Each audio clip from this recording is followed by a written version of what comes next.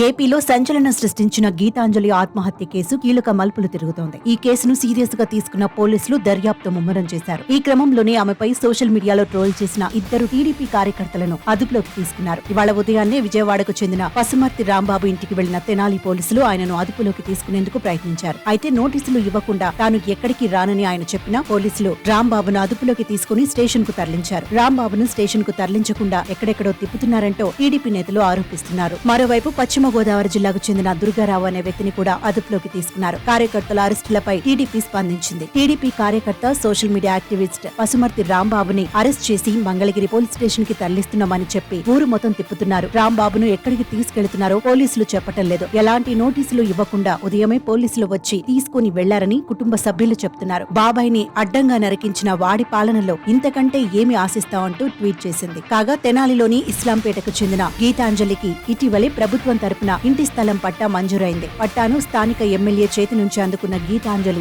సంతోషంతో మీడియాతో మాట్లాడిన మాటలు సోషల్ మీడియాలో వైరల్ అయ్యాయి. అయితే ఈ వ్యాఖ్యలను టీడీపీ జనసేన కార్యకర్తలు విపరీతంగా ట్రోలింగ్ చేయటం వల్ల మనస్తాపానికి గురైన ఆమె ఆత్మహత్య చేసుకుందని వైసీపీ ఆరోపిస్తోంది. మరోవైపు టీడీపీ జనసేన మాత్రం ఆమె వీడియో వైరల్ కాకముందే ప్రమాదానికి గురైందని ఆరోపిస్తున్నాయి. సోషల్ మీడియాలో ఒకరిపై ఒకరు తీవ్ర విమర్శలు చేసుకుంటున్నారు. మరోవైపు గీతాంజలి మృతిపై సీఎం జగన్ ఇప్పటికే స్పందించి ఆ కుటుంబానికి ప్రభుత్వం తరపున 20 లక్షల ఆర్థిక సాయం అందించారు.